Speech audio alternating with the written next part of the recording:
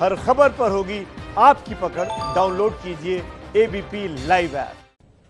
तो चुनाव का मौसम शुरू हो गया है और बिहार के लिए एक के बाद एक कई सौगातों की बौछार हो रही है। आज प्रधानमंत्री मोदी ने 14,000 करोड़ से ज्यादा की योजनाओं का शिलान्यास किया है और अभी प्रधानमंत्री मोदी का संबोधन हो रहा है। आपको सीधे लिए चलते हैं। प्रोजेक्ट की घोषणा की गई थी। इसके अलावा भारतमाला प्रोजेक्ट के तहत भी लगभग 650 किलोमीटर नेशनल हाईवे का निर्माण किया जा रहा है। आज बिहार में नेशनल हाईवे ग्रिड को गति दी जा रही है। पूर्वी और पश्चिमी बिहार को जोड़ने के लिए 4 लेनिंग के 5 प्रोजेक्ट, उत्तरी भारत को दक्षिण भारत से जोड़ने के लिए 6 प्रोजेक्ट पर काम चल रहा है। आज भी जिन हाईवे चौड़ीकरण के प्रोजेक्ट का शिलान्यास किया गया है, उनसे बिहार के तमाम बड़े शहरों का सड़क संपर्क और मजबूत होने वाला है। साथियों, बिहार की कनेक्टिविटी में सबसे बड़ी बाधा बड़ी नदियों के चलते रही है। यही कारण है कि जब पीएम पैकेज की घोषणा हो रही थी तो पुलों के निर्माण पर विशेष ध्यान दिया गया था। पीएम पैकेज के तहत गंगा जी के ऊपर कुल 17 पुल बनाए जा रहे हैं और अभी सुशील जी ने बड़े विस्तार से उसका बड़ा खाका आपके सामने रखा और जिसमें से अधिकतर पूरे हो चुके हैं। इसी तरह गंडक और कोसी नदियों पर भी पुलों के निर्माण किया जा रहा है। इसी कड़ी में आज 4 लेन के 3 नए पुलों का शिलान्यास हुआ है। इसमें से 2 पुल गंगा जी पर और 1 पुल कोसी नदी पर बनने वाला है। इनके बनने पर गंगा जी और कोसी नदी पर 4 लेन के पुलों की क्षमता और बढ़ जाएगी। साथियों, बिहार की लाइफलाइन के रूप में हम सब जानते हैं मशहूर महात्मा गांधी सेतु, उसके हाल भी हमने देखे हैं, दुर्दशा भी देखी है, मुसीबत भी देखी है। आज नए रंग रूप में वो सेवाएं दे रहा है। लेकिन बढ़ती आबादी और भविष्य की जरूरतों को देखते हुए अब महात्मा गांधी सेतु के समांतर 4 लेन का नया पुल बनाया जा रहा है। नए पुल के साथ 8 लेन का पहुंच पथ भी होगा। इसी तरह गंगा नदी पर ही विक्रमशिला सेतु के समांतर बनने वाले नए पुल और कोसी नदी पर बनने वाले पुल से बिहार की कनेक्टिविटी और सुधरेगी। साथियों, कनेक्टिविटी एक ऐसा विषय है जिसे टुकड़ों में सोचने के बजाय संपूर्णता में सोचना होता है। एक पुल यहां बन गया, एक सड़क वहां बन गई, एक रेल रूट उधर बना दिया, एक रेलवे स्टेशन इधर बना दिया। इस तरह की अप्रोच ने देश का बहुत नुकसान किया है। पहले सड़कों का, हाईवे का, रेल नेटवर्क से कोई वास्ता नहीं रहता था।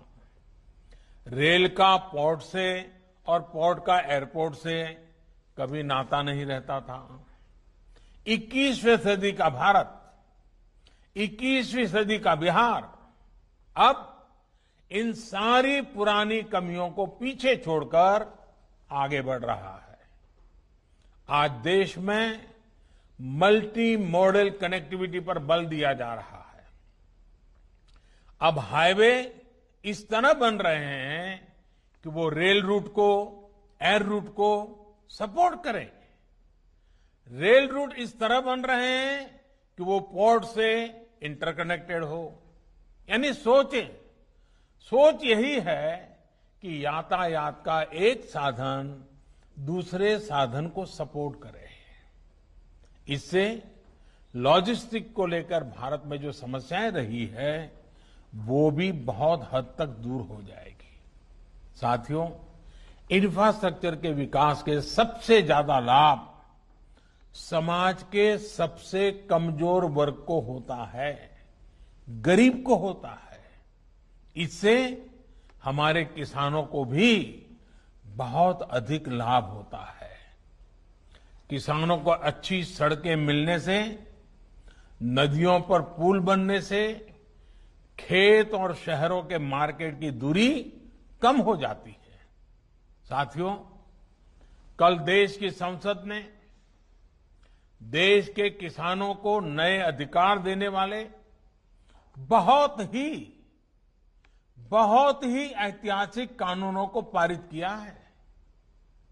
ये देश के लोगों को, देश के किसानों को, मैं आज जब बिहार के लोगों से बात कर रहा हूं उस समय पूरे हिंदुस्तान के किसानों को भी और भारत के उज्जवल भविष्य के लिए जो आशावान लोग हैं उन सब के लिए भी बहुत बहुत बधाई देता हूं।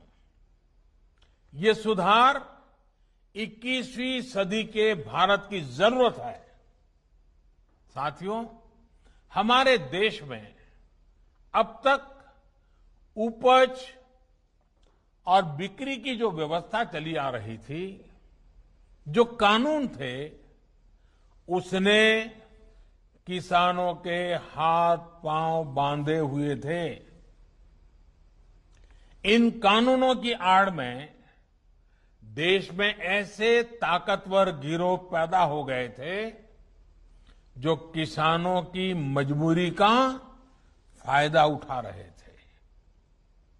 आखिर ये कब तक चलता रहता? और इसलिए इस व्यवस्था में बदलाव करना आवश्यक था और ये बदलाव हमारी सरकार ने करके दिखाया है। नए कृषि सुधारों ने देश के हर किसान को ये आजादी दी है कि वो किसी को भी कहीं पर भी अपनी फसल, अपने फल सब्जियां अपनी शर्तों पर बेच सकता है। अब उसे अपने क्षेत्र की मंडी के अलावा भी कई और विकल्प मिल गए हैं। अब उसे अगर मंडी में ज्यादा लाभ मिलेगा तो वहां मंडी में जाकर अपनी फसल बेचेगा। मंडी के अलावा कहीं और से ज्यादा पैसा मिलता है, ज्यादा लाभ मिलता है तो वहां जाकर के बेचेगा। उसकी सारे बंधनों से मुक्ति दिलाने के कारण ये संभव होगा। अब सवाल ये कि आखिर इससे फर्क क्या पड़ेगा, आखिर इससे किसान को क्या फायदा होगा, आखिर ये फैसला किस तरह किसानों की आर्थिक स्थिति को बदलने में बहुत मददगार साबित होगा। इन सवालों का जवाब भी अब ग्राउंड रिपोर्ट से ही मिल रहा है। किसानों को मिली इस आजादी के कई लाभ दिखाई देने शुरू भी हो गए हैं, क्योंकि इसका अध्यादेश कुछ महीने पहले निकाला गया था। ऐसे प्रदेश जहां पर आलू बहुत होता है, वहां से रिपोर्ट्स है कि जून जुलाई के दौरान थोक खरीदारों ने किसानों को अधिक भाव देकर सीधे कोल्ड स्टोरेज से ही आलू खरीद लिया है।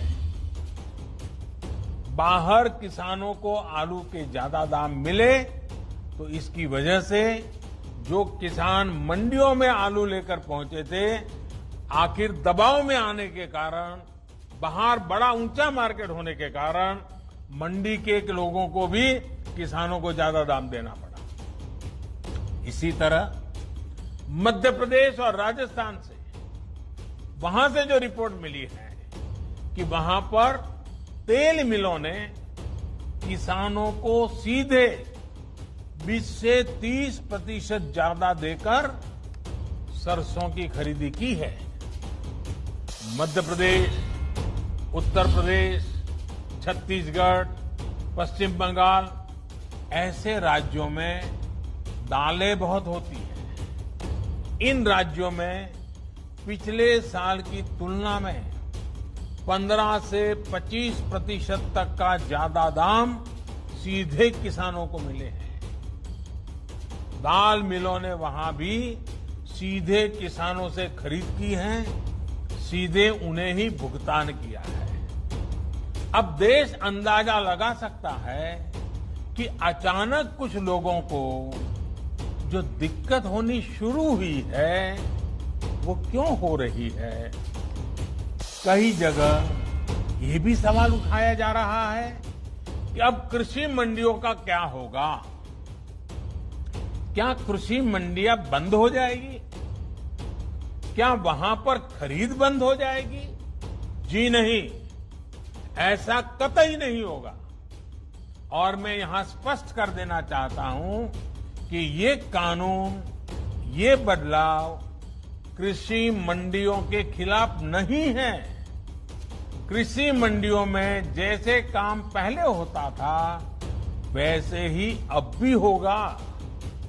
बल्कि ये हमारी ही एनडीए सरकार है जिसने देश की कृषि मंडियों को आधुनिक बनाने के लिए निरंतर काम किया है।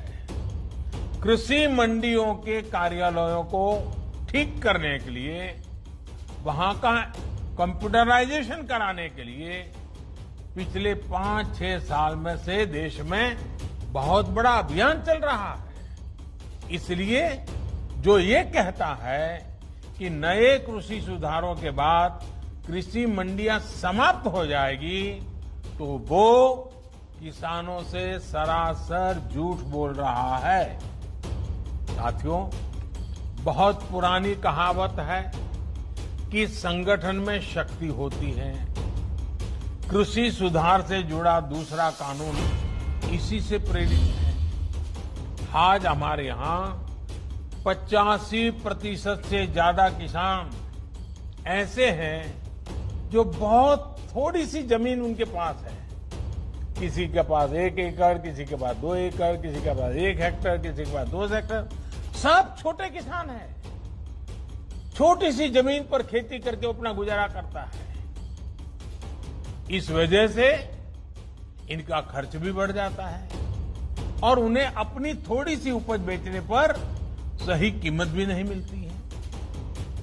लेकिन जब किसी क्षेत्र के ऐसे किसान अगर एक संगठन बनाकर यही काम करते हैं तो उनका खर्च भी कम होता है और सही कीमत भी सुनिश्चित होती है।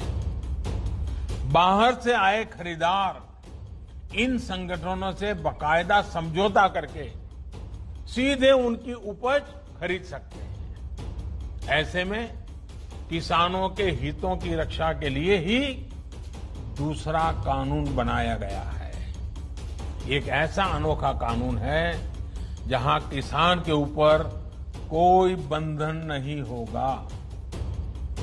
किसान के खेत की सुरक्षा, उसकी जमीन की मालिकी की सुरक्षा, किसान को अच्छे बीज, किसान को अच्छी खाद, सभी की जिम्मेदारी जो किसान के साथ कॉन्ट्रैक्ट करेगा उस खरीदार की होगी। किसान से जो समझौता करेगा उस समझौता करने वाले की होगी। साथियों, इन सुधारों से कृषि में निवेश बढ़ेगा, किसानों को आधुनिक टेक्नोलॉजी मिलेगी, किसानों के उत्पाद और आसानी से अंतर्राष्ट्रीय बाजार में पहुंचेंगे।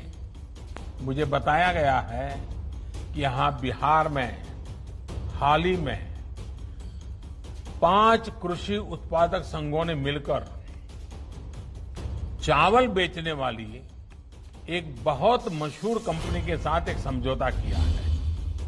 इस समझौते के तहत 4000 टन धान वो कंपनी बिहार के इन एफपीओ से खरीदेगी। अब इन एफपीओ से जुड़े किसानों को मंडी नहीं जाना पड़ेगा। उनकी उपज अब सीधे नेशनल और इंटरनेशनल मार्केट में पहुंचेगी।